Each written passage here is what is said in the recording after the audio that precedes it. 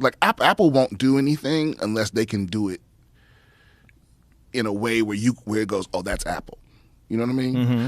Like the fucking headphones. Right. Like they would not come out with headphones until they could do something where you like when you see it, you know that it's not something else. Right. You know it's an Apple device. Right. Same thing with the Apple Watch. That's why it's shaped weird. It's because they want you to look at it and go, that's an Apple Watch. That is true, because the Samsung one, some dude had one the other day on. It looked like a regular watch. I go, that's a dope watch. What is it? And he's like, it's a Galaxy Watch. And I thought it was a regular watch. And he goes, no, you can change the screen. And he's like fucking with it. But it was round. Yeah, like, right. Ooh. But it just looks like a watch. Apple don't want that, you know? Yeah. I do love the way all the Apple shit works together, but it's like, they call it a walled garden. Yes. Everything's beautiful in the garden, but you try to do some shit outside. And Apple does all these little shitty tactics to facilitate that, right? So the whole green bubble, blue bubble thing, that originally came out, like you remember back when you had to pay for texts? No. Yeah, they used to charge for text messages. How much did they charge? I don't know. It was like, 5 cents a message, or they would give you a bundle, or some would come with your plan. And Apple created iMessage, and green was supposed to represent a text that you paid for, and blue was supposed to be one that was free because it was in the Apple network. And then right after they invented it, that kind of went away. There was all text messages are free, but they noticed that there was this little snobbery there. And so they could fix it. They could easily integrate iMessages so that it doesn't come up different, but they won't, because it increases that fear of missing out that makes people want to go, I'm just going to get an iPhone. I'm tired of being left out of the group chats.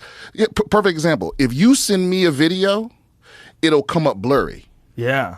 Right? And that's an Apple thing. It is? Yes. But if you send a Samsung guy video, will it come out perfect? Oh, yeah. If I send you a video, it'll come up perfect. But if you send me one, it'll come up blurry. Really? Yeah, because they want me to feel left out. And here's another example. You know how when you text somebody, they can react to it, so it'll be like a smiley face or whatever. Right. So up until recently, if I sent you a text and you hearted it, right, it would say to me, Joe hearted, and then it would give me my whole text in quotes. Oh. And what does it do now? Well, now Android's has done like a little workaround. So if you get a text like that, it'll just put a heart underneath it. Okay, so I'm gonna send you one right now. Yes. And you'll get a little heart. All right, here we go. Oh, my shit's off. Oh, okay, forget it. Yeah.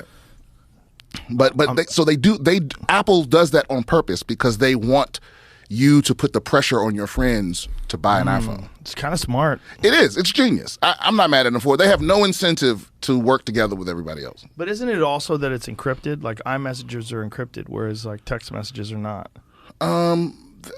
Yes, that's true. But that's something that they won't allow the encryption to be shared. You know, because here's the thing. That's only a thing in the U.S.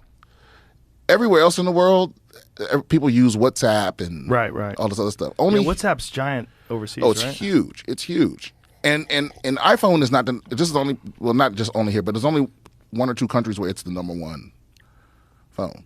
Really? Yeah. That's interesting. I wonder why WhatsApp and all those other things. I think it's because you could use them over Wi-Fi, and so you could chat without using your minutes. Right. You can use them over Wi-Fi. It's encrypted. It's all the things that come with iMessage. It's its own platform. Do you remember